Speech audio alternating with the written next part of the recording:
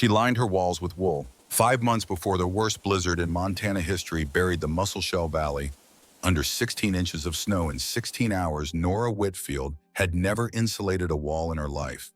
She had $7 sewn into the hem of her dress, 2 cords of firewood stacked against the This north is side of a all I cabin have that right couldn't now. hold heat It's not in a winter enough. that demanded Please 7 cords take to it. I need survive. this. George Fine. Hadley, the But merchant this of is White the Sulphur last time. Springs, had watched Montana Territory settlers fail for 18 years.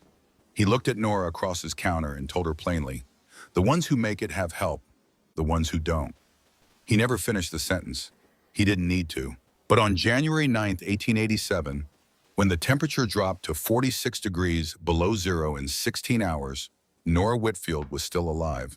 And the man who had walked 6 miles through that killing cold to pound on her door was alive because of her. This is how it happened. The train deposited Nora at the end of the Northern Pacific Line on a Tuesday afternoon in August of I 1886. fear for what She was comes 23 years next. old, unmarried, We'll face it and the fourth of together. 9 But children can from a we? tenant farm outside must. Trondheim, Norway.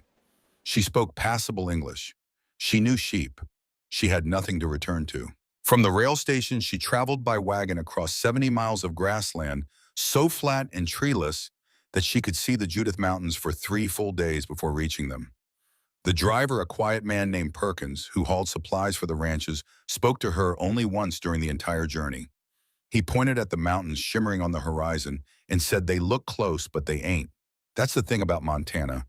Everything looks closer than it is. The cold, the mountains, the end of winter, all of it farther than you think. Nora watched the grassland scroll past endless and gold under the August sun and thought about her mother standing at the gate of their farm the morning Nora left Norway. Her mother hadn't cried. She had run out of tears by the time she sent away her second and third children to America. She had simply held Nora's face in her rough hands and said, "Remember what your grandmother taught you." Nora hadn't understood then. Her grandmother had taught her many things. How to milk a ewe in freezing rain, how to spin wool on a hand spindle while walking, how to read the weather by the direction of the wind and the behavior of birds, how to press raw fleece into the cracks of stone walls to keep the winter out. Which lesson had her mother meant? On the wagon seat bouncing across Montana territory with the sun on her face and her entire fortune sewn into her clothing, Nora did not yet know the answer. She would learn it in September, sitting in a freezing cabin, staring at a pile of wool that everyone told her was garbage. The Fordham Ranch needed herders. Helen Fordham had recruited young Norwegians from the old country, promising wages of $18 a month plus room and board. It was decent money for work that most Americans wouldn't do. Sheep herding on the Montana frontier meant months of isolation, brutal weather, and the constant attention of wolves, coyotes, and cattlemen who considered sheep an affliction on the landscape. Nora's assignment was a line camp on the Musselshell River, 12 miles from the main ranch.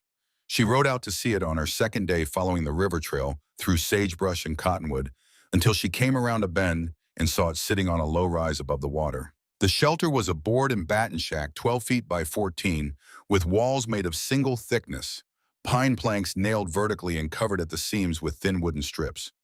The gaps between boards had been stuffed with newspaper that had turned to brown pulp over the years, compressed and pulled away from the joints until daylight showed through in 7 places. The floor was packed dirt. The roof was tar paper over rough lumber, and it leaked in 3 places where the paper had cracked and peeled back from the nails. Nora stood in the doorway and felt the August breeze cut through the walls as if they weren't there. She held her hand up to one of the gaps and felt the air move across her palms, steady and cool. In August, she tried to imagine what January wind would feel like pushing through these same gaps at 40 below zero, and her stomach tightened into a knot that would not loosen for months. The flock was 240 head. She would tend them through summer grazing, through fall, through winter. The Fordhams would send supplies once a month until the snow got too deep, and then she would be on her own until spring. On the afternoon of her second day, while cleaning the cabin and sweeping the packed dirt floor, Nora found the marks on the doorframe. They were carved into the wood with a knife neat at first, then increasingly ragged. A name at the top, E. Lindgren.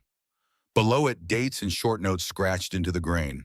October 20th, first frost. November 8th, snow. November 29th, half cord left. December 14th, no more wood.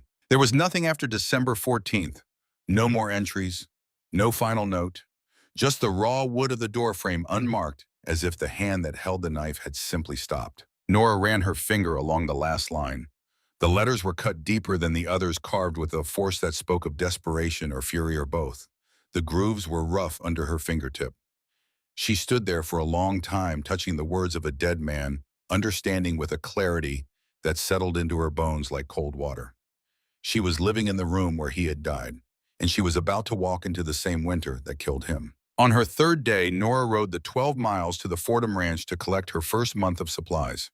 William Fordham was away on business in Helena. Helen walked her through the storeroom and let her choose. 50 pounds of flour, 10 pounds of beans, 5 pounds of coffee, salt, sugar, a small cast-iron cook stove that had been left by the previous herder, the one who hadn't survived his first winter. The stove was cracked along one leg and burned wood at a rate that made Nora's jaw clench when she tested it. She had seen Norwegian winters. She knew what cold demanded of a fire. "How much firewood will I need?" Nora asked. Helen Fordham paused. She was a practical woman, lean and sun-darkened, with hands roughened by 20 years of ranch work. She did not soften her words. "Burn a quarter quart a week once the real cold sets in, November through March. That's 16 weeks minimum." Nora looked at the treeless hills rolling toward the horizon in every direction. "Where do I get it?" "You cut it or you buy it in town." Helen must have seen something shift in Nora's expression because she added, "George Hadley at the Mercantile sells cordwood. $2.50 a cord. He delivers if you pay extra." Nora did the math without speaking. 7 cords, $17.50 plus delivery. She had $7 to her name and wouldn't see wages until October. "The previous herder," Nora said carefully. "How did he manage?" Helen's face did not change, but something moved behind her eyes. A shadow, perhaps. A memory she had carried for months and preferred not to set down. "He didn't get enough wood," Helen said. "November came fast. William found him in February." Nora waited. She had learned growing up in a family of 11 that silence often drew out what words could not. Helen looked toward the window. Her voice dropped not to a whisper, but to something quieter, something meant for a smaller room. He was lying on his bed, blanket pulled up to his chin. He looked like he was sleeping. But on the table, there was a cup of coffee frozen solid all the way through. And the strange thing was his expression. Peaceful. No pain. That's how freezing kills you. It puts you to sleep. Helen turned back to Nora and met her eyes directly. "I'm not telling you this to frighten you. I'm telling you so you understand. Winter here doesn't kill with violence. It kills with patience." Nora loaded her supplies onto the pack mule Helen had lent her and rode back toward her cabin with the stove balanced across the mule's back and the weight of Helen's words balanced across her own. On her fourth day, Nora rode the 8 miles to White Sulphur Springs to see about wood and supplies in the shape of her situation. The town was small, dusty in summer, a collection of wooden buildings arranged along a single main street with the mountains visible in every direction. The Mercantile was a low wooden structure with a false front that made it look taller than it was. Inside, the shelves were stacked with canned goods, tools, bolts of fabric, coils of rope, and the air carried the smell of coffee and kerosene and leather. George Hadley stood behind the counter. He was perhaps 50 years old with a gray beard trimmed close and spectacles pushed up on his forehead. He watched Nora approach with the expression of a man who had learned to assess credit risk at a glance and had already reached his conclusion before she opened her mouth. "You're the Norwegian girl the Fordhams hired." He said it as a statement, not a question. "Nora Whitfield." George Hadley. He did not offer his hand. "What do you need?" "Firewood. 7 cords." Hadley's eyebrows rose slightly. 7 cords. That's $17.50 plus $2 for delivery. $19.50 total. He waited. When Nora said nothing, he continued. "How much have you got?" $7. I'll have wages in October. October's 2 months out. Winter's 4 months out. You planning to burn your wages before you earn them? Nora felt the heat rise in her face but kept her voice even. "I can pay for 2 cords now. The rest when I have wages." Hadley shook his head slowly. He leaned forward on the counter, and when he spoke, his voice carried the tone of a man delivering a verdict he had delivered many times before. "You know what the problem is with you sheep people? You think the land owes you something. Cattle ranchers understand that you have to put money in before you take money out. Sheep people show up with nothing, expect to scrape by on nothing, and then act surprised when nothing is exactly what they get." He straightened up. "I'll sell you 2 cords for $5. That's all the credit I can extend. You want more than that, you find another way to get it. 2 cords. Nora did the math in her head. A quarter cord a week. 2 cords would last 8 weeks. Winter began in late November and didn't break until March. 4 months, 16 weeks minimum. She was short by 10 weeks, by 2.5 cords, by the distance between surviving and ending up as another set of initials carved into a doorframe that no one would read until spring. What about insulation, she asked. Something for the walls. Hadley almost smiled, but there was no warmth in it. Tar paper's $2 a roll. You'd need 4 rolls minimum. Canvas is cheaper, 80 cents a yard. Most folks who can't afford proper lumber just stuff newspaper in the gaps and pray. I've seen the newspaper in my cabin. It doesn't work. No, Hadley said.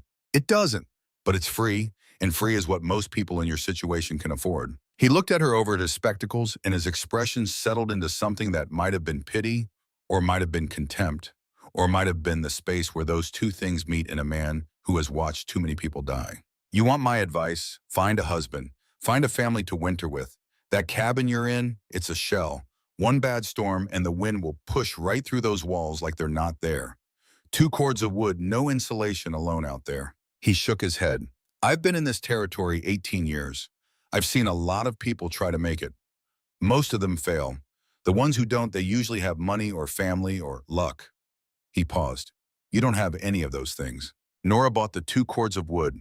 She had $2 left. The delivery would come in 3 days. She walked out of the mercantile into the August heat with the arithmetic repeating in her head. 8 weeks of fuel, 16 weeks of winter, 10 weeks short, walls that bled heat, a cracked stove, 240 sheep to keep alive, and George Hadley's voice certain as a death certificate, the ones who don't. She was tying her horse at the town well when Edith Hargrove appeared. Edith was the pastor's wife, a woman of perhaps 45, thin as a fence rail, dressed in black despite the heat with her hair pulled back tight and a mouth that looked like it had been drawn with a single stroke of a pen. She was the most influential woman in White Sulphur Springs, not because of money or education, but because of the authority she carried in her voice, the way her opinions traveled through the community, like weather touching everyone and questioned by no one. She was standing at the well with 2 other women, and all 3 of them turned to watch Nora approach. You're the Norwegian, Edith said. I've heard about you, living alone out on the Musselshell, all winter. She let the words sit in the air between them like something placed on a scale. Yes, ma'am, I'm hurting for the Fordhams. Edith looked Nora up and down. Her eyes moved slowly, cataloging, categorizing. A young woman, unmarried, living alone in the wilderness, with men coming and going. She turned to the 2 women beside her, and her voice did not rise but somehow carried further. I don't judge, but there are ways of living that a healthy community shouldn't encourage. Nora felt the other women's eyes change. Not hostile, worse than hostile. They were closing like doors, like shutters being drawn against a storm. Not anger, but withdrawal. Not hatred, but erasure. I came here to herd sheep, Nora said. Nothing else. Edith smiled.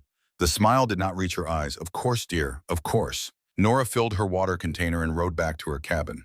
But she felt the weight of that conversation settle over her like a second sky lower and heavier than the first. She understood, without anyone having to explain it, that Edith Hargrove had just cut her off from the only community within riding distance.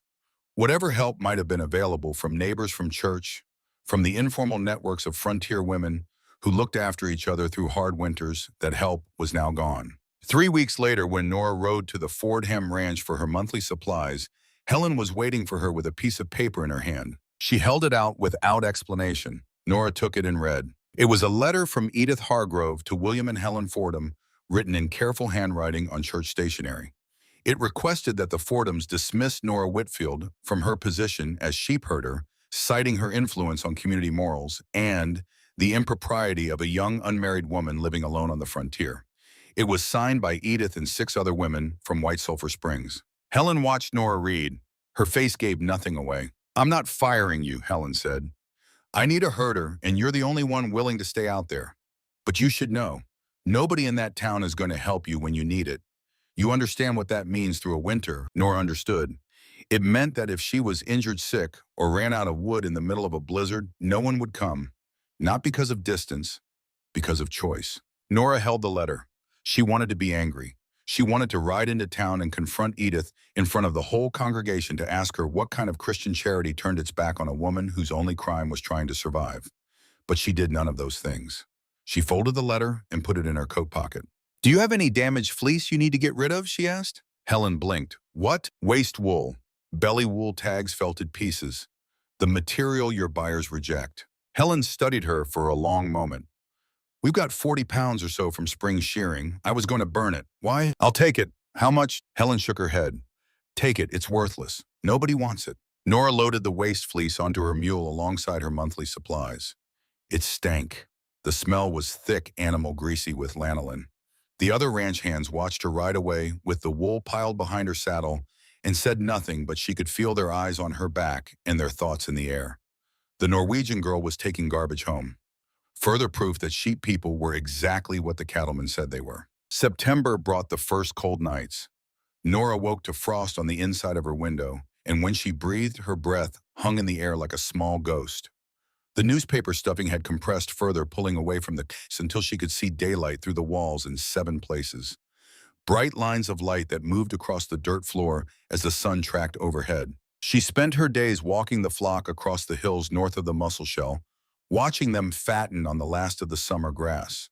The ewes were healthy, the lambs were growing, the wool on their backs was thick and greasy, matted with lanolin and dust and burrs. When she sheared the spring lambs for their first cut, the fleece came off in heavy, oily sheets that stank of animal and earth. The smell was what made her think of it. She was sitting in her cabin on a September evening, wrapped in her coat, because the stove couldn't heat the space faster than the walls blew warmth, staring at the pile of damaged fleece in the corner. The smell filled the room. Greasy, thick, animal. The smell of lanolin. And Nora remembered her grandmother's farmhouse in Norway. The old stone walls, 2 feet thick, lined with felt and fabric layers of wool pressed into every gap and crack where the cold crept through. Her grandmother had explained it to her once sitting by the fire on a winter night while the wind screamed outside. The grease in unwashed wool keeps out the damp, her grandmother had said, and the crimped fibers, each one bent and twisted, they trap air in thousands of tiny pockets. Air doesn't conduct heat. That's the secret. The cold can't travel through still air. Sheep survive the worst winters on Earth because they carry their own insulation on their backs. The wool isn't just warm, it's waterproof. It breathes, it holds heat in and keeps moisture out. That's why we never wash it before we use it for the walls. The lanolin is the magic. Without the grease, it's just fiber. With the grease, it's armor. Nora stood up. She walked to the pile of waste fleece. She picked up a handful heavy and oily and carried it to the wall where the widest gap showed a bright line of daylight. She pressed the wool into the gap, pushing it with her fingers, packing it tight against the rough edges of the pine planks. The wind stopped. She held her palm against the fleece for a long moment, feeling the draft die against her skin. The air on her hand went from moving to still, from cold to cool, from outside to inside. She held it there and counted to 10, waiting for the wind to find another way through. It didn't. She pulled the fleece back and looked at the gap. The fibers had compressed into the space, filling it, completely conforming to every irregularity in the wood. When she released them, they sprang back, slightly expanding, maintaining their shape like a living thing settling into its home. Nora looked at the pile of damaged fleece in the corner. 40 pounds, maybe more. She looked at the walls. 12 feet by 14 feet, 7 feet high. 334 square feet of wall surface after accounting for the door and the single window. Could she line the entire interior with wool? The idea was absurd. Nobody insulated buildings with raw fleece. The merchants wouldn't buy this wool because it was worthless. You couldn't sell it. You couldn't use it. You buried it or burned it. That's what everyone said. That's what everyone did. But Nora's grandmother had lined walls with wool in Norway. The Sami people stuffed reindeer hides into their shelters in the Arctic. Mongolian herders wrapped their tents in layers of felt so thick they survived winters colder than anything Montana could produce. These were not theories. These were practices that had kept people alive for thousands of years in places where the cold was a predator and the only defense was knowledge passed from one generation to the next. Everyone in Montana burned wood they couldn't afford in cabins they couldn't insulate. They built the way they had always built, thin walls and big fires, and when the fire wasn't enough, they died. Maybe everyone was wrong. Nora pressed another handful of wool into another gap. The wind stopped again. She pulled her hand away and the fleece held. She didn't celebrate. She didn't smile. She stood in her cold cabin with lanolin on her fingers and the smell of raw sheep in her lungs in the arithmetic of survival running through her head. 40 pounds of fleece, 334 square feet of wall. She would need more, another 30 pounds at least. She would need nails, a hammer, something to pin the wool to the planks. She would need to work fast because September was ending and October was coming, and after October came the thing that had carved those words into her doorframe and then stopped carving forever. She looked at the gap where the first handful of wool had stopped the wind. Then she looked at the doorframe, at the carved words she had been reading every night before she went to sleep. December 14th, no more wood. Nora picked up another handful of fleece and pressed it into the wall, and then another, and then another. Outside, the September wind tested the cabin walls and found for the first time something pushing back. In mid-October, Nora rode to White Sulphur Springs to purchase additional waste fleece from the Fordhams. She paid 40 cents for 20 pounds, the going rate for material that would otherwise be discarded. But when she rode through town to pick up her monthly supplies, Silas Graydon was waiting outside the Mercantile. Graydon ran cattle on the range south of the Judith Mountains. He was one of the big operators. 3,000 head and a crew of 12. He had made his opinion of sheep known to everyone in Mayher County loudly and often. Sheep destroyed grazing land. Sheep stank. Sheep attracted wolves that then attacked cattle. And sheep people were worse than the sheep themselves. Dirty, foreign, too poor to matter, too stubborn to leave. He was leaning against the hitching post as Nora dismounted, watching her with eyes that didn't blink. "You're the Norwegian," he said, "the one stuffing her cabin with sheep dung. Fleece, not dung. Same thing." Graydon pushed off the post and stepped closer. He was tall, broad-shouldered, with a face weathered by wind and sun into something that looked carved from the landscape itself. His voice carried. People on the street stopped walking, stopped talking, turned to watch. "I heard you're buying up waste wool, planning to sell it back to someone even stupider than you, planning to use it for insulation." Graydon smiled. It was the kind of smile that had nothing behind it but teeth. "You know what happens when a sheep operation fails out here? The land recovers. The grass comes back. The range opens up for cattle the way God intended." He stepped closer, still close enough that Nora could smell tobacco and leather, and something else, something territorial, the scent of a man who had never been told no by anyone who mattered. "You know what I think? I think you're going to freeze to death in that shack of yours. And when spring comes, there'll be 200 dead sheep rotting on the Musselshell Range, and the Fordhams will finally understand what the rest of us already know. This isn't sheep country. Never was. Never will be." Nora felt the eyes of the town on her, felt the weight of Graydon's contempt pressing against her chest, felt beneath it something colder, something that settled in her stomach like a stone, the knowledge that he might be right, that she might be standing here in this dusty street defending a plan that would kill her. "I'll see you in spring," she said. Graydon laughed. "No, you won't." He turned and walked away down the street. But as Nora watched him go, she noticed another man standing across the road, leaning against a hitching post in the shade, thin scar-faced hat pulled low. He was watching Nora with an intensity that had nothing casual in it. Dutch Tanner, Graydon's most loyal hand. He said nothing. He didn't move. He just watched. And the way he watched made Nora's spine go cold in a way that had nothing to do with weather. She went into the Mercantile. George Hadley was behind the counter. He had heard everything. "He's not wrong," Hadley said quietly. "About the cold." Nora collected her supplies and did not answer. But when she rode back toward her cabin, her hands gripped the reins so hard that her knuckles turned white, and she did not loosen them until she was out of sight of the town and alone on the prairie with nothing but grass and sky and the sound of her own breathing. That night, she sat in her cabin with lanolin on her hands and the smell of sheep in her lungs and the carved words of a dead man on the doorframe beside her. She picked up a handful of fleece and pressed it against the wall. The wind stopped. She reached for another handful. Nora started with the south wall. She worked in the early mornings before the flock needed walking, and in the evenings after they were penned, stripping to her shirt sleeves despite the cold because the labor of pressing and nailing and packing generated a heat that the stove never could. She pulled fleece from the pile in the corner, tore it into sections the width of her forearm, and drove nails through the compressed mass to pin it against the pine planks. Where the gaps between boards were narrow, she stuffed the wool in with her fingers, pushing until the fibers wedged tight and the daylight disappeared. Where the gaps were wide, she layered the fleece, 3 and 4 sections deep, building thickness, the way a mason builds a wall, one course at a time. Her hands turned black with lanolin. Her nails cracked. The grease worked into the lines of her palms and would not wash out, not with cold water, not with sand, not with the harsh lye soap Helen Fordham had given her. After 3 days, Nora stopped trying to clean them. The stain was the price. She would wear it until spring or until she was dead, whichever came first. By the end of September, the south wall and most of the west wall were covered. The cabin smelled like a shearing barn, thick animal, almost chemical. The scent had settled into the dirt floor, into her blankets, into her hair.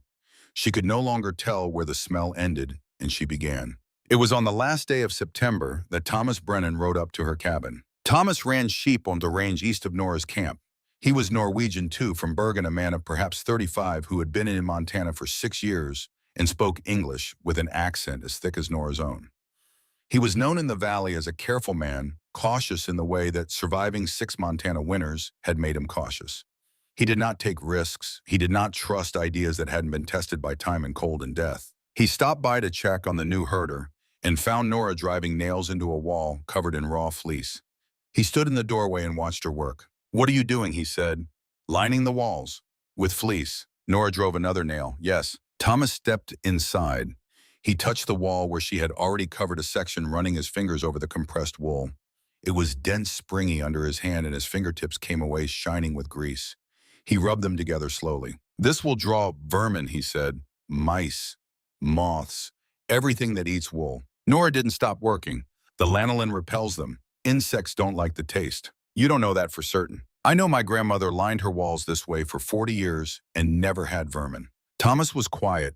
He pulled his hand away from the wall and looked at it, at the grease glistening on his skin, and something shifted in his face. Not skepticism exactly, something deeper, something that looked like fear wearing the mask of practicality. "Nora," he said, and his voice changed.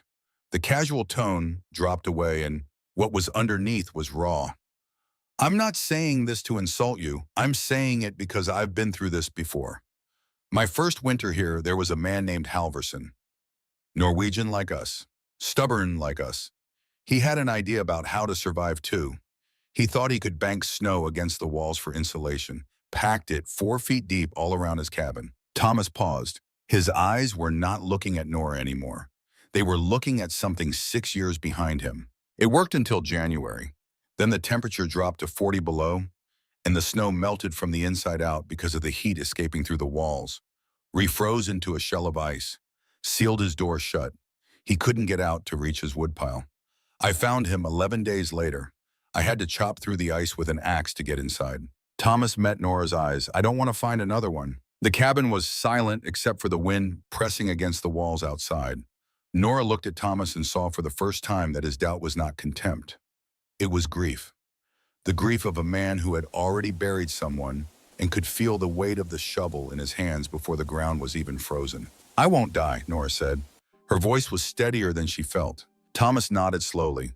"I'll come back in November. If you're still alive, maybe I'll ask you how you did it." He turned and walked out into the fading afternoon light. Nora stood alone in the cabin that smelled of lanolin and sheep and listened to the sound of his horse moving away through the dry grass. Then she looked at the door frame, where E. Lindgren's last words were carved into the wood, and she picked up her hammer and turned back to the wall. But that night, lying on her pallet in the dark, she could not stop her hands from shaking. Not from the cold, from the image Thomas had put in her head. A man sealed inside his own shelter by a wall of ice, 11 days of silence, and a door that would not open. The second week of October brought clear skies and hard frost. Nora finished the west wall and started the north. She was running low on fleece and calculated she would need another 30 pounds to complete the job. For what comes next. She had purchased the extra material from Helen Fordham, 40 cents for 20 pounds, the day she encountered Silas Graydon outside the mercantile. But it was not Graydon who came for her in the dark. It was a Thursday night, early October, the moon half full, and the temperature just below freezing. Nora woke to the sound of her sheep screaming, not bleating, screaming. The high, ragged sound that sheep make when they are being chased or cornered or killed, a sound that cuts through walls and sleep and darkness like a blade. Nora rolled off her pallet and grabbed the axe leaning against the doorframe. She did not think about boots. She did not think about her coat. She ran outside barefoot in her nightclothes with the axe in both hands and the cold biting into her feet like teeth. The pen fence had been pulled down in 2 places. Not broken, pulled. The rails were lying flat on the ground with their lashing ropes cut clean. 8 sheep had bolted through the gaps and scattered into the darkness, their white shapes flickering across the moonlit grass like ghosts in a hurry to be gone. And standing beside the broken fence holding a storm lantern that threw orange light across his scarred face was Dutch Tanner. He looked at Nora the way a man looks at something small that has wandered into his path. Unhurried, mildly interested, his free hand rested on the fence post he had just pulled down, casual as a man leaning on his own front gate. "Wolves," he said. His voice was flat, conversational, as if they were discussing the weather in town. "Must have got at the fence." "Wolves don't cut rope," Nora said. Her heart was hammering so hard she could feel it in her throat, but her voice came out level and cold, and she was glad of it. Tanner looked at the axe in her hands. He tilted his head slightly, the way a dog does when it hears a sound it can't quite place. "You planning to chop me with that, if I have to?" The lantern light moved across his face as the flame guttered in the wind. His scar ran from his left ear to the corner of his mouth, a pale seam in the weathered skin, and when he smiled, the scar pulled tight and made the smile look like something that had been stitched together wrong. They stood there in the cold, 10 feet apart, the sheep crying in the darkness beyond them, and the wind moving through the grass with a sound like breathing. Nora's feet were going numb against the frozen ground. She could feel the cold climbing through her ankles, into her calves, wrapping around her bones. But she did not lower the axe. "Graydon sends word," Tanner said. He pushed off the fence post and took one step back, then another, moving without hurry, the lantern swinging at his side. "Winter's going to be long this year. You should go home." He turned and walked into the dark. His lantern bobbed once, twice, 3 times across the open ground, then disappeared below a rise, and Nora was alone with the sound of her sheep and the cold in her feet and the axe still raised in her hands. She stood there for a long time after he was gone. Then she lowered the axe and went to fix the fence. She worked until dawn. She found 5 of the 8 sheep that had scattered following their tracks through the frosty grass by moonlight, circling wide to herd them back without panicking them further. 3 were gone, taken by the real wolves that hunted the mussel shell at night or simply run too far into the darkness to be found. From that night forward, Nora slept with the axe beside her bed, and she worked on the walls faster than before, driving nails with a fury that had nothing to do with insulation and everything to do with the understanding that she was not only fighting the winter, she was fighting something with a human face. It was 3 days after the night visit from Tanner that Nora met Old Fen. She was walking her flock on the hills north of the mussel shell. The sheep spread across the brown grass in a slow-moving cloud of wool and dust when she noticed a figure sitting on a boulder at the top of the ridge. He was so still that she mistook him for a weathered stump until he turned his head and looked down at her. He was tall and thin, with dark skin, weathered to the color of old leather, white hair, pulled back and tied with a strip of hide. He wore a coat of deerskin so worn it looked like it had been stitched together from memory rather than material. Beside him, a dog of indeterminate breed lay flat on the rock, watching Nora's sheep with the professional interest of an animal that understood livestock. "You're the one lining her cabin with sheep wool," the old man said. His voice carried down the hill with a clarity that surprised her. "I can smell the lanolin from half a mile out." Nora shaded her eyes against the sun. "You know about it. Everybody in the valley knows about it. The people in town think you're crazy." He paused. "Are you?" Nora almost smiled. "Probably." The old man stood up. His movements were slow but precise, the economy of someone who had learned long ago not to waste energy on anything that didn't matter. He came down the hill toward her with the twig at his heels, and when he was close enough for Nora to see his face clearly, she saw that his eyes were pale gray, almost colorless, set deep in a face that carried the features of 2 peoples and the full welcome of neither. His name was Fen, just Fen. Everyone called him Old Fen. His mother had been Crow. His father was a white trapper who had vanished into the mountains before Fen was old enough to remember his face. He lived alone on the Judith Range, not part of the town, and not part of the reservation, occupying the space between 2 worlds that wanted nothing to do with him. "My mother lined her lodge with buffalo hides," Fen said. He was walking beside Nora now, matching her pace, the dog trotting ahead to investigate the nearest sheep. 4 layers, fur turned inward. Winter on the plains was as cold as anything this valley sees, maybe colder. But inside that lodge, children slept under a single blanket. Nora looked at him. "So it's not a new idea." Fen shook his head. "Nothing is new. People just forget. They come to new land, forget the old ways, and then they die because they think they have to invent everything from scratch." He looked out across the grassland. White people came here with lumber and nails and thought that was enough. The crow came here with hides and fat and knew that the land would give you what you needed if you knew how to ask. He reached into a pouch at his belt and pulled out a bundle wrapped in cloth. Inside was a lump of rendered fat, pale and waxy the size of Nora's fist. Bear grease, he said. Mix it with your lanolin. Spread it around the door frame and the window frame. Bear grease solidifies at a lower temperature than sheep fat. It'll seal the cracks that wool can't fill. Nora took the bundle. It was heavy and cold in her hand. Thank you. Fen looked at her for a long moment. Then he nodded once and turned and walked back up the hill with his dog, and within minutes he had disappeared over the ridge as completely as if the land had opened up and swallowed him whole. Nora never saw him approach her cabin, but twice during the winter she found things left outside her door. Once a bundle of dried herbs tied with sinew, the kind that made a tea so bitter it made her eyes water, but spread warmth through her body like a slow fire. Once a rolled deerskin, tanned soft, large enough to hang over her window as a second layer against the cold. No note, no footprints that she could find, just the objects placed carefully on her doorstep as if they had materialized from the air. By the end of October, the walls were finished. Every interior surface, 334 square feet of planks and gaps and seams, was covered in a layer of compressed raw fleece 3.5 inches thick. Nora had used 63 pounds of wool nailed and stuffed and packed into every crevice she could find, and some she had to create with a chisel. The ceiling was lined too. Another 40 square feet, another 12 pounds. The roof still leaked in 3 places, but the water dripped onto wool that absorbed it and held it without passing it through. She had 2 cords of wood stacked outside, flour beans, coffee salt, 235 sheep. She had lost 2 to wolves in September and 3 the night Dutch Tanner visited. And she had doubts. They came at night when the October wind tested the walls and the cabin creaked and groaned around her, and she lay on her pallet staring at the wool-covered ceiling and wondering if she had just spent 2 months building her own coffin. The first snow fell on November 4th, 2 inches, then 4, then 8. The temperature dropped and kept dropping. Nora fed her stove carefully, measuring out her wood, watching the flame controlling the draft. And something happened that she had not dared to hope for. She woke on the morning of November 5th, and the first thing she noticed was the silence. Not outside, inside.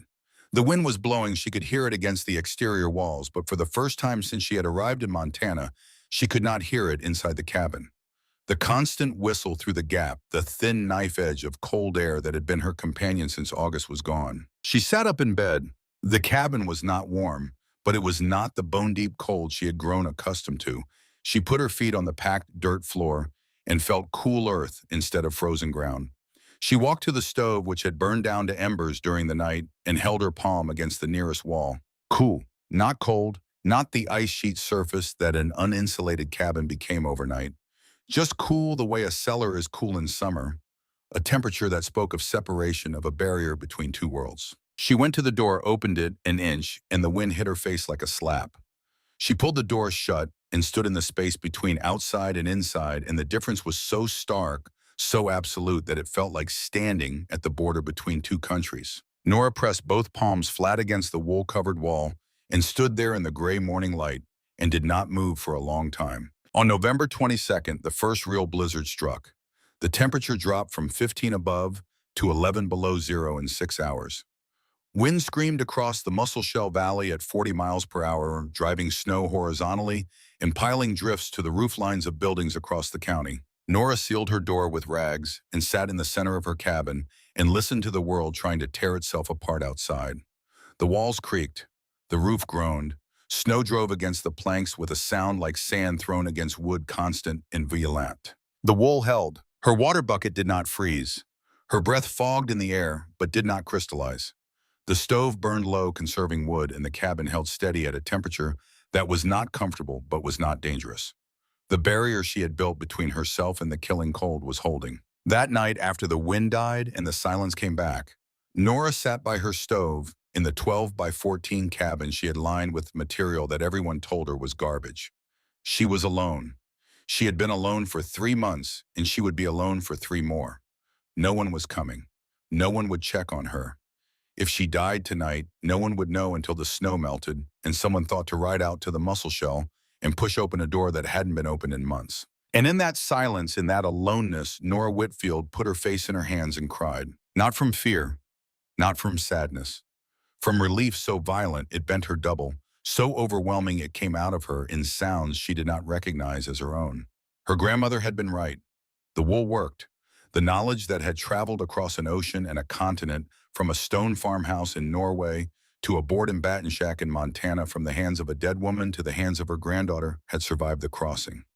Had survived. Nora cried until she couldn't breathe. Then she wiped her face with her lanolin-stained hands and fed the stove and went to sleep. And for the first time since August, she did not dream about dying. Thomas Brennan dug his way to her cabin on December 1st. He had lost 5 sheep in the November blizzard, frozen where they stood, unable to find shelter in time. His face was red and chapped, and his eyes carried something new in them, something that had not been there in September. He looked at the walls. He looked at Nora. He did not touch the wool this time. The real storms come in January, he said. 40 below. Be colder. Nora nodded. He told her what the old-timers were saying. This winter was different, harder, earlier. Cattle were already dying on the open range because the grass was locked under ice and the animals couldn't break through to feed. Then he delivered the news that changed everything. The Fordhams sent word they can't get supplies through until spring.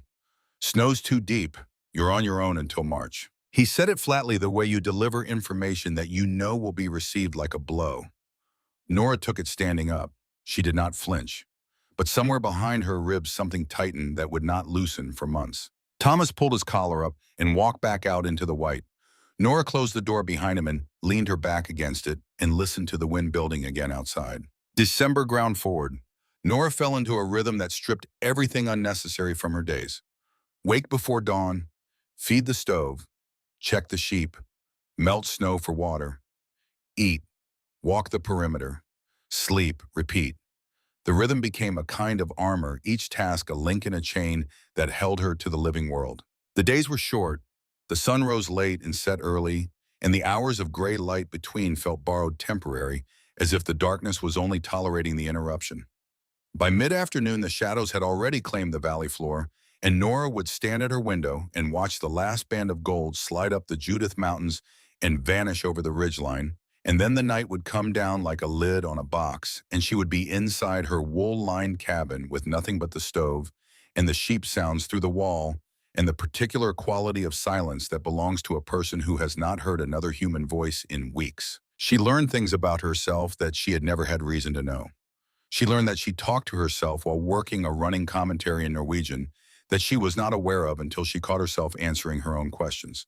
She learned that she could tell the time within half an hour by the quality of light that filtered through the wool-covered window, a skill that replaced the pocket watch she did not own. She learned that the body adapts to cold the way it adapts to grief, not by feeling less, but by recalibrating what it considers normal, so that a cabin at 35 degrees felt almost comfortable and a day at 10 above zero felt almost mild. She had begun naming some of the sheep. The lead ewe, the biggest, with a broad head and a suspicious stare, she called Hadley. The one that complained, constantly bleeding at every inconvenience, she called Edith. And the smallest lamb, born late, always pushed to the outside when the flock crowded together for warmth, she called Nora. She gave the little one extra feed every evening and pretended she didn't know why. On Christmas night, she sat by the stove and sang a Norwegian folk song her mother used to sing.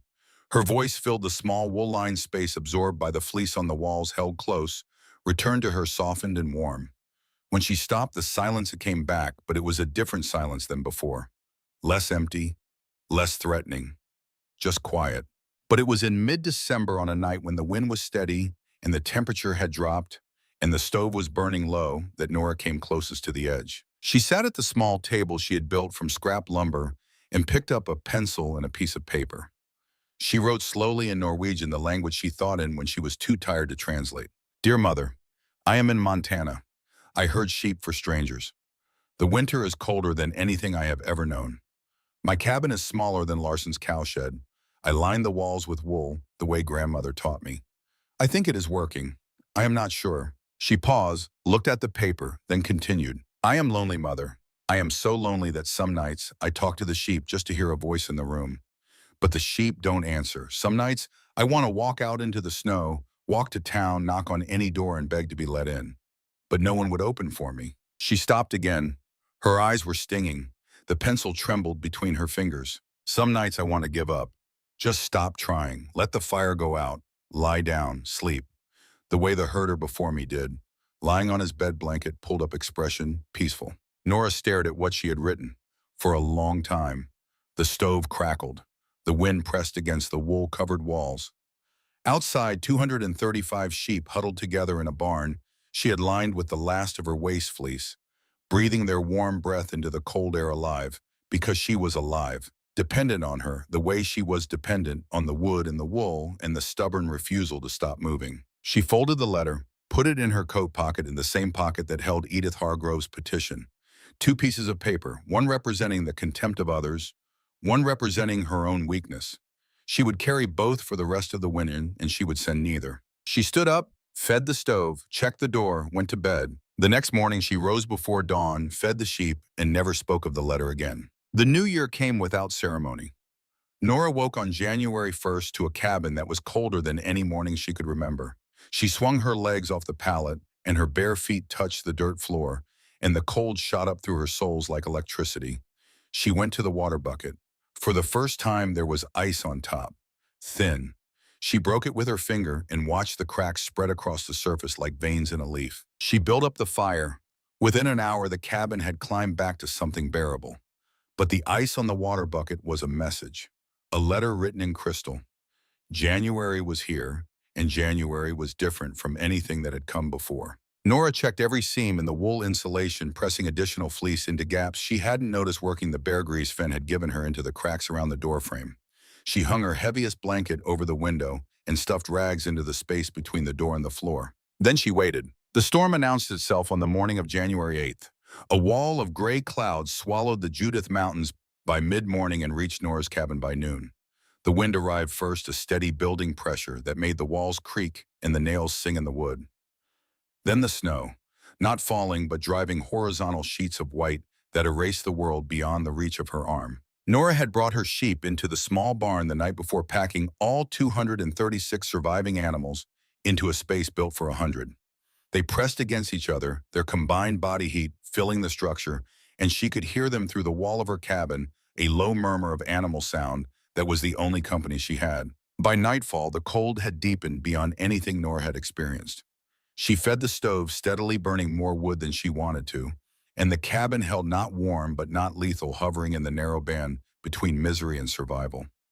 She slept in her coat, wrapped in every blanket she owned, and woke every 2 hours to feed the fire. Dawn on January 9th brought no light, only a pale gray glow behind the driving snow that said the sun was somewhere above the storm but wanted nothing to do with what was happening below. Nora checked her thermometer, the small mercury instrument she had bought from George Hadley in October. She had mounted it on the north wall, the coldest spot in the cabin. The mercury had retreated into the bulb. It would not rise. The temperature outside had dropped below the instrument's range, below any number printed in on its face. Nora looked at the empty glass tube and understood that she had entered territory that could not be measured by any tool she possessed. She did not open the door. She would not open it for 3 days. The crisis came that evening, and it did not come from the cold. Nora was feeding the stove carefully, conserving, managing, surviving. The cabin walls were holding. The wool was holding. She was holding. And then she heard the pounding on the door. It was faint at first, almost lost in the wind, a sound so small and desperate that she thought she had imagined it a trick of the storm, a branch blown against the wall, a phantom born from weeks of solitude. But it came again, louder, more frantic, a rhythm that could only be made by a human hand. Nora crossed to the door. She pressed her ear against the frame and shouted into the wood, "Who's there?" The voice that answered was barely audible, torn to pieces by the wind and scattered across the frozen dark. But she caught one word, one syllable that came through the roaring white like a hand reaching up from deep water. "Help!" She pulled the door open. Thomas Brennan fell into her cabin. He was coated in snow from head to boots, his beard frozen solid into a mask of white, his clothing stiff with ice that cracked and fell away in sheets as he hit the dirt floor. His eyes were open but unfocused, rolling in his head like the eyes of a panicked horse. And his hands, when Nora grabbed them to pull him away from the door, were white and hard and cold as carved wood. She slammed the door against the wind and dragged him across the floor to the stove. He was shaking so violently that his whole body convulsed, his boots drumming against the packed dirt. His jaw clenched so tight she could hear his teeth grinding. When he tried to speak, the words came out slurred and broken pieces of language scattered like debris after an explosion. Sheep, lost them, barn collapsed, had to walk. How far? Nora was already pulling off his frozen coat, fighting the ice that had bonded the fabric to itself. 6 miles, maybe 7, I don't. He trailed off.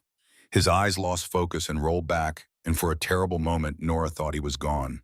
She slapped his face hard and his eyes snapped back and found hers and held on like a man gripping the edge of a cliff. 6 miles. In the worst cold she had ever felt, in a blizzard that had erased the world, with wind that would have driven the real temperature to something that no human body was designed to survive. Nora did not know how he was still alive. She did not know if he would remain alive. She only knew that he was here on her floor and that she had to move fast or watch him die. She wrapped his hands and feet in raw fleece, the same wool that lined her walls, and held them near the stove without touching the hot metal. She boiled water and lifted his head and made him drink tiny sips at first, then larger swallows as the shaking began to ease from earthquake to tremor. She piled every blanket she owned on top of him and fed the stove until the cabin temperature climbed and kept climbing higher than she had ever pushed it, burning wood at a rate that would have made her sick with worry on any other night. But this was not any other night. Thomas Brennan was dying in front of her, and the arithmetic of firewood had become irrelevant in the face of a simpler calculation. Save him or don't. Live with it or don't. Around 2 in the morning, Nora sat beside Thomas on the dirt floor, her hands still greasy with the lanolin from the fleece she had wrapped around his fingers. She watched his face in the firelight. The white was leaving his skin. Pink was creeping back, slow and painful, like color returning to a photograph left too long in the sun. His fingers, which had been rigid as sticks of wood, were beginning to curl. He opened his eyes. They were clear now, focused, present. He looked at Nora.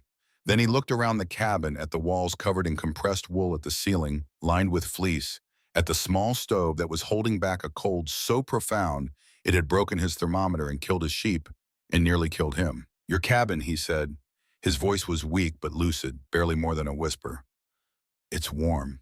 Nora looked at him, at the man who had told her the wool wouldn't work, the man who had warned her about Halversons sealed in ice, the man who had said find a family to winter with, and she had said no. The wool, she said. Thomas stared at her, and then he laughed. A sound so weak and broken it barely qualified as laughter, more like something cracking open inside his chest and letting out whatever had been trapped there. It turned into a cough, and the cough turned into a groan, and the groan turned into silence. The wool, he repeated.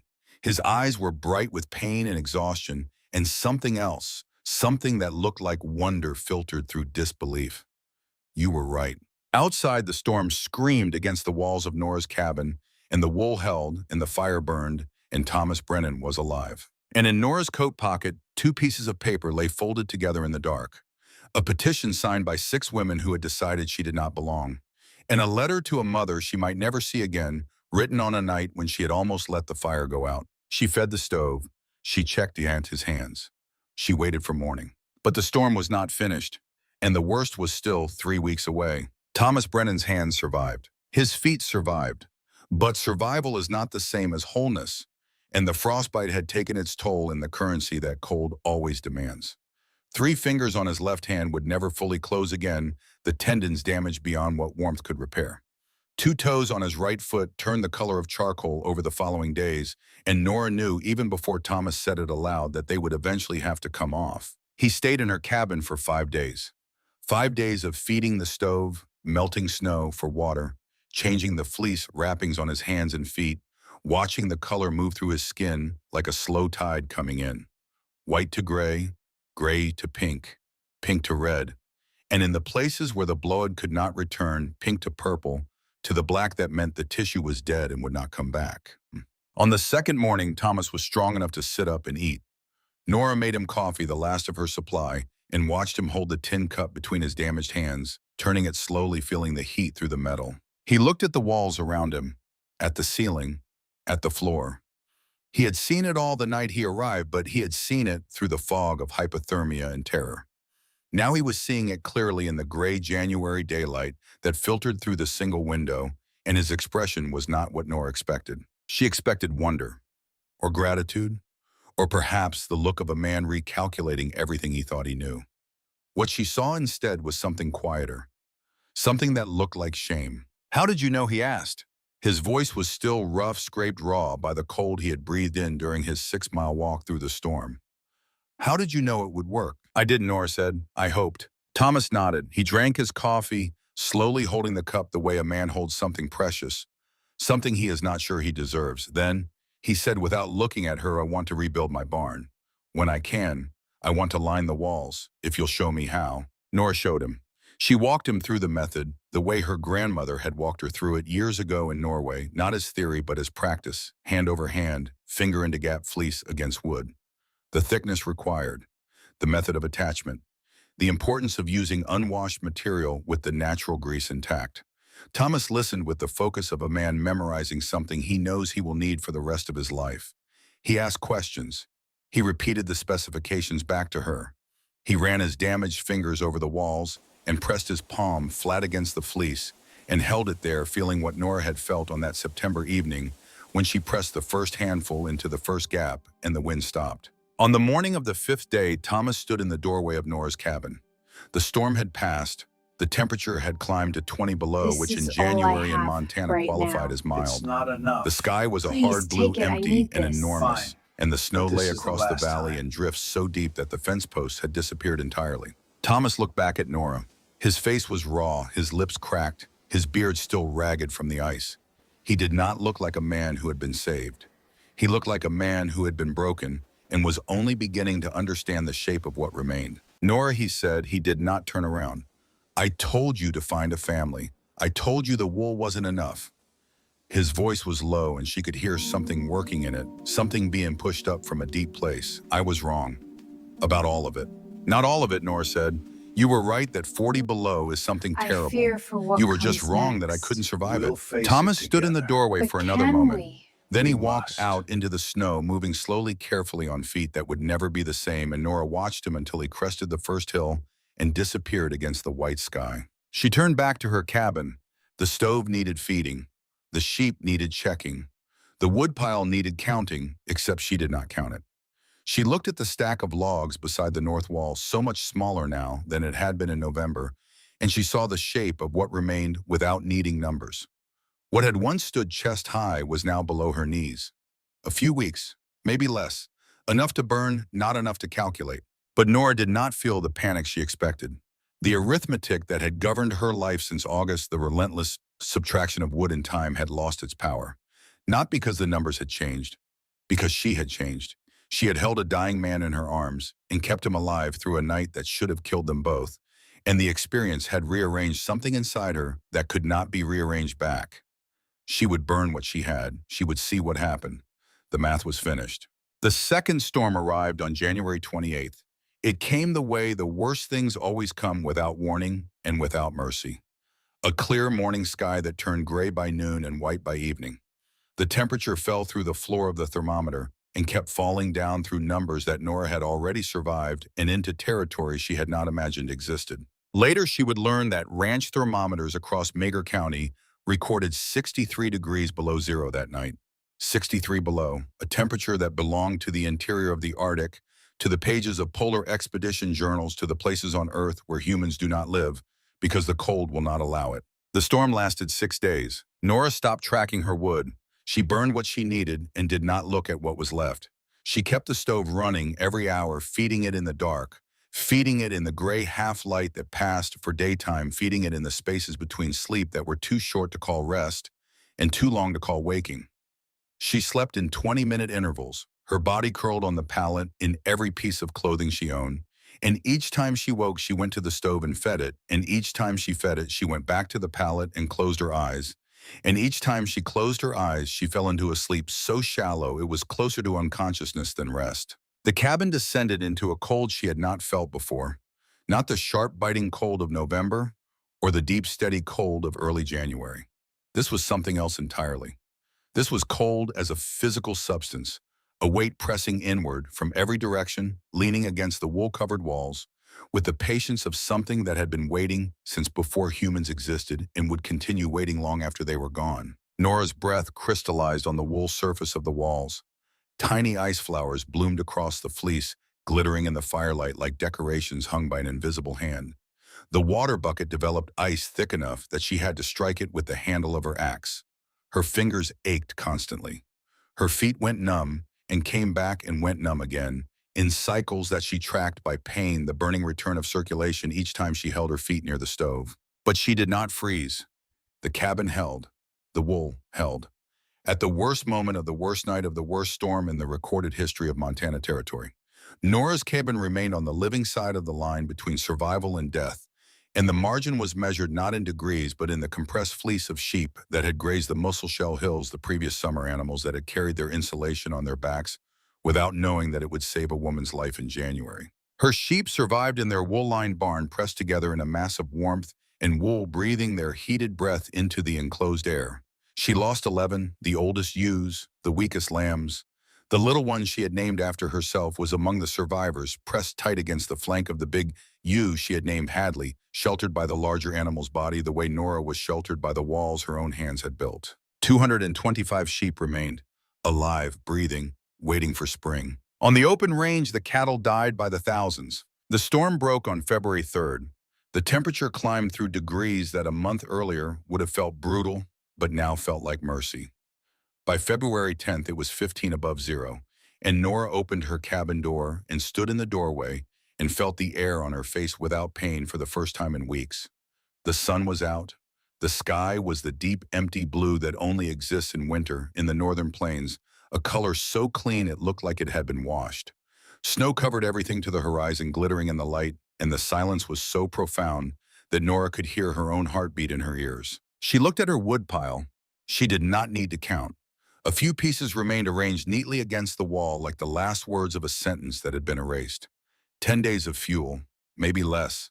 5 weeks of winter remained. She knew what she had to do. On February 12th, Nora began walking to White Sulphur Springs. The snow was waist-deep in the open stretches and the trail was buried invisible beneath the white, but the sky was clear, and she followed the river using the line of cottonwood trees as her guide. It took her 4 hours to cover the 8 miles. Her legs burned. Her lungs ached from the cold air. Her face was raw from the wind that cut across the open ground with nothing to slow it down. Halfway to town, she crossed through the Graydon Range and stopped walking. The cattle were everywhere, standing in the snow. Dozens of them scattered across the white landscape like dark boulders dropped from the sky. Their heads were bowed, their legs were rigid. Snow had drifted against their flanks and piled on their backs and covered their frozen eyes with a white that would not melt until spring revealed what the winter had taken. Nora walked among them. The animals were locked in place by the cold, preserved in the positions they had occupied when the temperature dropped below what their bodies could sustain. Some had died walking one leg forward, caught mid-stride. Some had died standing still, heads down, as if they had simply given up and waited for the end. A few had fallen against each other and frozen together, joined by the ice that had formed between their bodies, coupled in death the way they had huddled for warmth and life. This was what Silas Graydon had predicted for Nora's sheep. This was the future he had described outside the Mercantile in October, his voice carrying across the street for all to hear. 200 dead sheep rotting on the Musselshell Range. He had been wrong about the sheep, but he had been right about the dying. He had just been wrong about who would do it. Nora walked past the frozen cattle and did not look back. White Sulphur Springs looked different in February than it had in August. The false-fronted buildings were the same, but the people inside them had been changed by the winter. The way metal is changed by a forge beaten into new shapes, tempered by heat and cold, into something harder and more brittle. The town was full of cattlemen, with empty eyes and ranchers doing arithmetic they already knew the answers to. The Mercantile was crowded. More than a dozen people filled the aisles, all of them thin, all of them carrying the hollowed-out look that comes from months of cold and fear and loss. Nora waited near the door until the crowd thinned. Then she walked to the counter. George Hadley stood behind it. He was thinner than she remembered. The spectacles sat lower on his nose. The dark circles under his eyes had deepened into something that looked permanent, as if the winter had left his fingerprints on his face. "I need wood," Nora said. Hadley looked at her. He looked at her for a long time, longer than a merchant should look at a customer, with an expression that she could not immediately identify.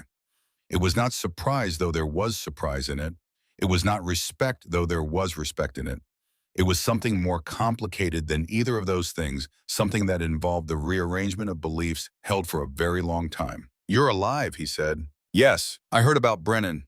He said you saved his life. Said your cabin was warm enough to bring him back from the dead." Hadley paused. "He said you lined your walls with sheep wool." "I did." Hadley removed his spectacles and polished them on his shirt. Slowly, deliberately, the way a man performs a familiar action while his mind is occupied with something unfamiliar. "The old Hendrickson place," he said finally. 20 miles north of town. The family left in November. Went back to Minnesota. Their woodpile is still there. 3 cords, maybe 4. Nobody's claimed it." Nora stared at him. "I can't pay for 4 cords." "I know." Hadley put his spectacles back on. "Consider it credit. You can pay me back in wool next fall. Market rate." "Why?" Hadley met her eyes, and when he spoke, his voice was different from any voice she had heard him use before. Not the voice of a merchant assessing credit risk. Not the voice of a man dispensing advice he had given 100 times. Something raw, something that cost him. "Because I told you you'd freeze, and you didn't. Because everyone I know with better resources, better odds, better everything is either dead or ruined, and you're standing in my store asking for wood to finish the winter." He shook his head. 20 years ago, I came to Montana the same way you did. Nothing but a wagon and stubbornness. Then I stayed too long and watched too many people die, and I forgot that stubbornness is sometimes enough. I looked at you, and all I could see was someone about to die. I didn't see someone fighting." He looked at the wall of his own store, the thin wooden planks with daylight showing at the seams, and for a moment his expression held something almost like embarrassment. "Maybe I should have you line my walls while you're at it," he said, and for the first time since Nora had known him, George Hadley smiled. Nora walked out of the mercantile into the February sunlight. The air was cold on her face, but the sun was warm on her shoulders, and the combination felt like something she had forgotten the name for. Something that started with the letter H and had to do with the future being longer than the past. She was crossing the street toward the livery stable to arrange a wagon for the Hendrickson wood when she saw Edith Hargrove standing outside the church. Edith was thinner than she had been in August. The black dress hung on her frame like a curtain on a narrow window. Her face was pale, drawn tight by months of cold and the particular stress of being the moral center of a community that was falling apart around her. She stood on the church steps with her hands folded and watched Nora approach. Their eyes met across 20 feet of muddy snow-packed street. Edith opened her mouth. Nora saw the muscles of her jaw work, saw the familiar tightening of her lips, the gathering of whatever it was she had always gathered before she spoke. A judgment, a verdict, a sentence handed down from the bench of her own certainty. But the words did not come. Edith's mouth closed. She looked at Nora for a moment longer, and something moved across her face that might have been recognition, or might have been exhaustion, or might have been the slow, grudging acknowledgement that the winter had proven something she was not yet ready to say aloud. She nodded, a small movement barely visible. Then she turned and walked into the church and closed the door behind her. Nora did not know what the nod meant. She did not spend time wondering. She had 20 miles to cover and 4 cords of wood to load, and a flock of 225 sheep waiting for her on the mussel shell. She walked to the livery stable and began making arrangements. The Hendrickson homestead sat on a flat stretch of ground north of town, surrounded by nothing but snow and sky. The cabin was small, smaller than Nora's, and the door stood open. She stepped inside and found a life interrupted. Plates on the table, clothing on hooks, a child's shoe lying on its side near the coal stove, a rag doll on the floor beneath the window, face down, one arm, reaching toward the door as if it had been dropped by a child being carried out in a hurry. On the wall above the bed, someone had tacked a page torn from a calendar, a printed illustration of a green valley with mountains and a river. The kind of picture that a family puts up in a place that looks nothing like the picture because they need to remember that somewhere in the world, the land is green and the water runs and the cold does not kill. The family had left in November, Helen had said, gone back to Minnesota. They had taken what they could carry and abandoned the rest to the winter. Nora picked up the child's shoe. It was small enough to fit in her palm. Leather handmade the stitching careful and even. Someone had made this shoe for a child they loved in a cabin they had built with their own hands on land they had traveled 1,000 miles to claim. And then they had left it on the floor and walked away because the winter had made it clear that love and labor and 1,000 miles were not enough. She set the shoe on the table beside the plates. She did not know why. It seemed wrong to leave it on the floor. Nora stood in the doorway and looked at the empty cabin and felt something she had not expected. Not pity, not sadness, a kind of kinship. These people had tried. They had come to Montana with whatever hope and money and determination they possessed, and the winter had proven it insufficient, and they had made the hard decision to leave while leaving was still possible. That was not failure. That was survival of a different kind. She wondered if they had lined their walls with newspaper and prayed the way Hadley had described. She wondered if they had ever heard of wool insulation, or if the knowledge that could have saved their homestead had been sitting in a pile of waste fleece at the Fordham Ranch 40 cents for 20 pounds, while this family packed their children into a wagon and drove away from everything they had built. She would never know. But standing in their empty cabin, Nora understood something that she had not understood before. She had survived not because she was stronger than the Hendricksons or braver than the Hendricksons. She had survived because her grandmother had taught her something, and she had listened, and she had remembered. The distance between her and this abandoned shoe on the table was not courage. It was knowledge. And knowledge, unlike courage, could be shared. She loaded the wood, 3.5 cords, frozen solid, heavy as stone. It took her all day, working alone, stacking the logs onto the borrowed wagon, breaking them free from the ice that had bonded them to the ground. Her back ached, her shoulders burned, her hands still stained with lanolin that would not wash out until summer cracked and bled in the cold. On the way back, she stopped at her cabin and checked the sheep, still alive, still pressed together in their wool-lined barn. The little lamb she had named Nora was standing at the front of the flock, no longer pushed to the outside, as if the winter had taught even the sheep that the smallest among them had earned her place. Nora finished hauling the wood the next morning, 3.5 cords stacked against the north wall. Enough, more than enough.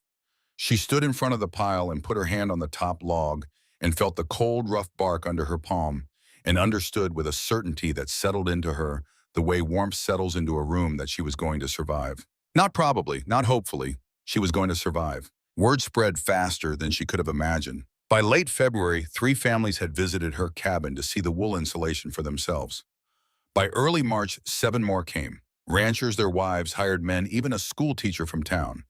They stood inside Nora's 12 by 14 cabin and pressed their hands against the walls and felt the greasy texture of the fleece and asked questions that Nora answered with the patience of someone who understands that knowledge has no value if it is not shared. Helen and William Fordham came on March 8th.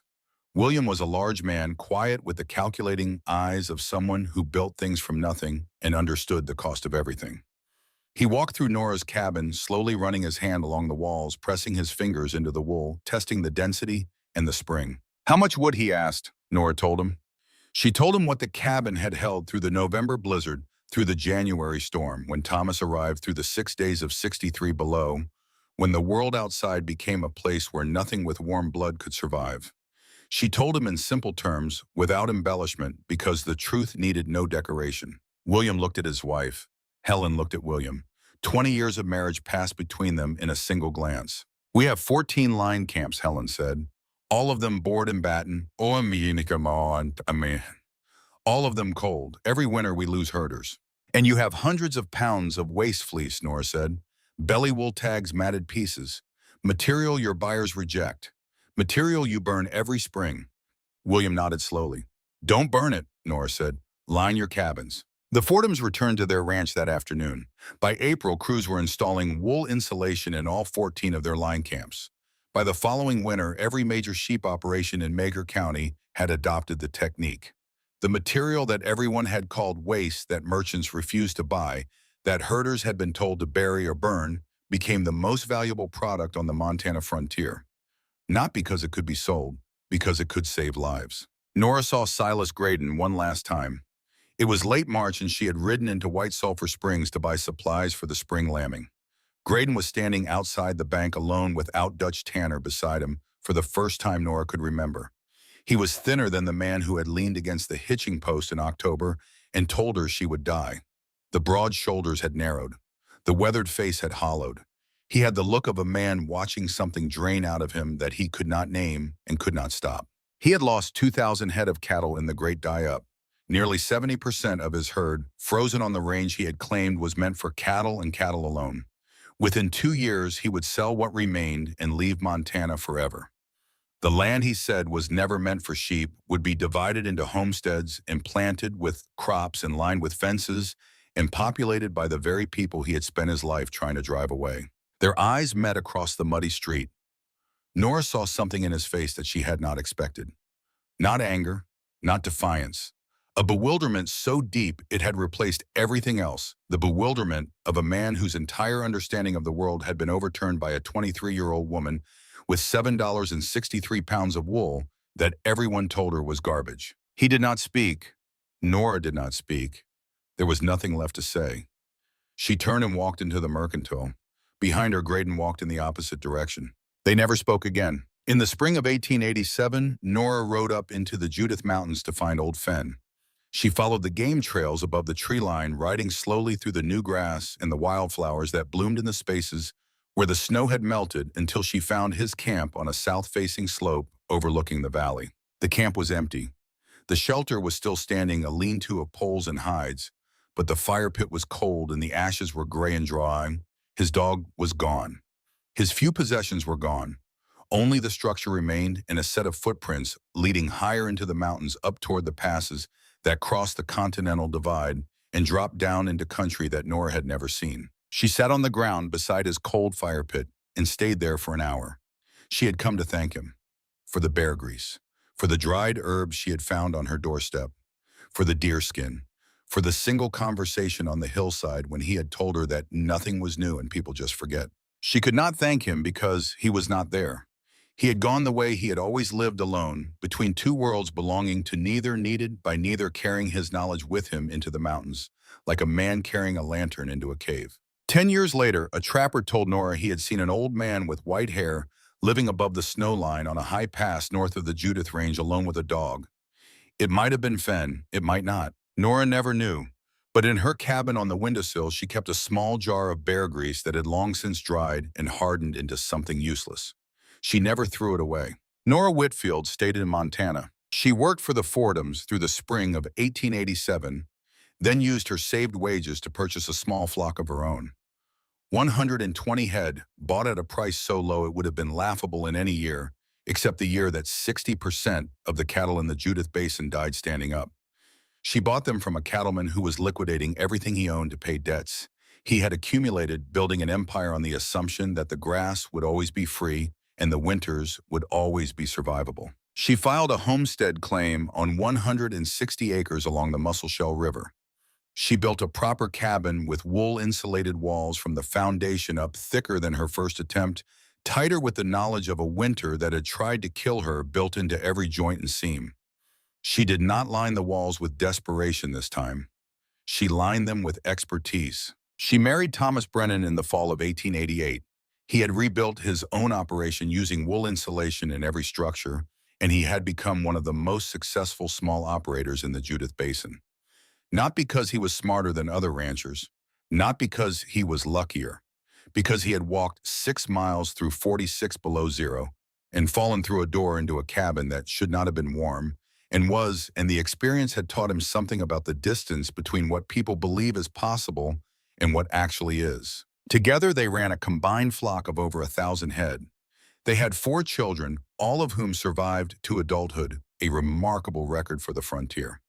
Thomas's left hand never fully recovered. He could not close 3 of his fingers all the way, and the 2 toes he lost on his right foot gave him a slight limp that he carried for the rest of his life. When people asked about it, he told them the truth. He told them about the woman who had lined her walls with wool and saved his life with the material that everyone in Montana had thrown away. Nora never discarded the 2 pieces of paper she had carried in her coat pocket through the winter of 1886 to 87.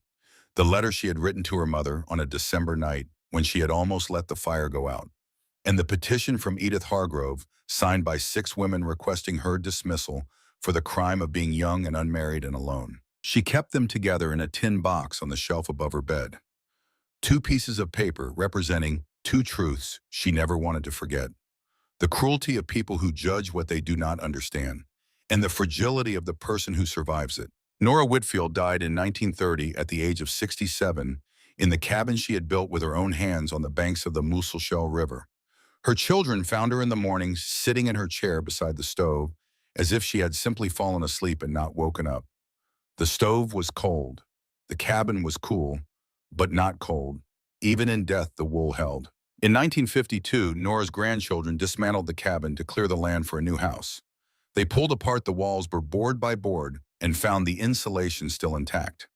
The fleece was compressed but undamaged, the fibers still springy, still dense, still carrying the faint residual scent of lanolin after 65 years. They stood in the open air where the cabin had been holding handfuls of wool that their grandmother had pressed into the walls when she was 23 years old and had $7, and no one who believed she would survive. And they understood, perhaps for the first time, what she had built in this place and what it had cost her. In the tin box on the shelf, they found two pieces of paper folded together, yellow with age. One was a letter in Norwegian addressed to a mother in Trondheim. The other was a petition in English signed by 6 women from White Sulphur Springs. No one in the family knew what they meant, but Nora had kept them for 43 years, through 4 children and 1,000 sheep and the long procession of Montana seasons, and the family understood that whatever the papers contained, they had mattered to her in ways that could not be explained by the words written on them. In the winter of 1886 to 1887, the temperature in central Montana dropped to 63 degrees below zero. 16 inches of snow fell in 16 hours. The wind drove ice crystals through every gap in every wall built by conventional means, and 60% of the cattle in the Judith Basin died where they stood, and the open-range cattle industry that had defined the American West for a generation collapsed and never recovered. George Hadley, the merchant of White Sulphur Springs, had looked at a young Norwegian woman with $7 and told her plainly, "The ones who make it have help, the ones who don't." He never finished the sentence. But in a 12 by 14 cabin on the Musselshell River lined with 63 pounds of raw sheep's wool, a woman who had never insulated a wall in her life held the killing cold at bay. She saved a man who had walked 6 miles through the worst blizzard in Montana history. She kept 225 sheep alive while the cattle froze on the open range. She survived on 2 cords of wood when the experts said she needed 7. She survived alone when the skeptics said she needed a husband. She survived by lining her walls with material that everyone told her was worthless. Nora Whitfield did not have help. She did not have money. She did not have luck. She had wool, and the knowledge her grandmother left her, and the stubbornness to use both when no one believed either one was enough. And when the spring of 1887 finally came to the Musselshell Valley, slow and cold and bright, Nora Whitfield was still there to see it.